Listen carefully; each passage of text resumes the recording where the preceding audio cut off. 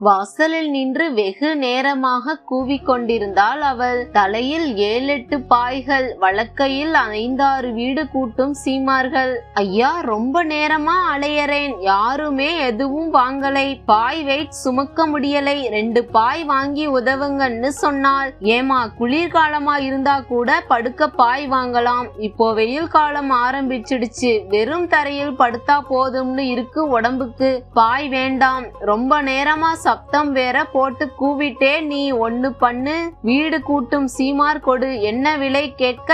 250 என்றாள். கொள்ளை விலை சொல்றே, 2 சீமார கொடு, விலை எவ்வளவு குறைச்சு தருவே?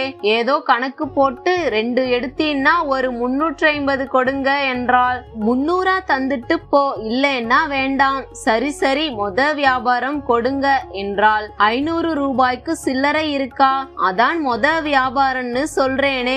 சரி, ஜிபே பண்ணலாமா, ஸ்கேன் பண்ணணுமா, நம்பருக்கு பண்ணணுமா? நம்பருக்கு பண்ணுங்க, பண்ணிட்டு அது என் வீட்டுக்காரர் நம்பர் தான், 2 வார்த்தை பேசிட்டு தரேன், டயல் பண்ணி கொடுங்க என்றாள். வார்த்தைக்கு வார்த்தை ஆங்கிலம் கலந்த இருமொழி கொள்கையில் அசத்தினாள். ஜிபே பண்ணி அவள் கேட்டுக்கொண்டபடி நம்பரை டயல் பண்ணி கொடுக்க, எடுத்தவனிடம், நான் தேவி பேசுறேன், எங்கிருக்க?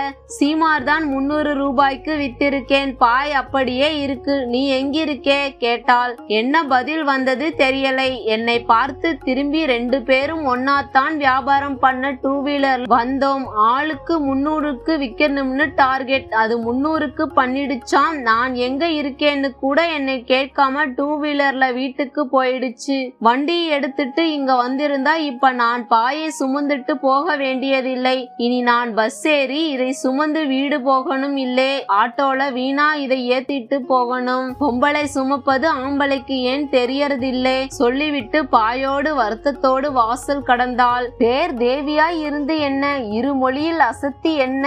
பெண்ணை புரியாத பூமியில் அவள் என்னுள் இறங்கி போட்ட வார்த்தை சுமையை எப்படி இறக்குவது என்று தெரியாமல் வீட்டுக்குள் நுழைந்தேன் நான்.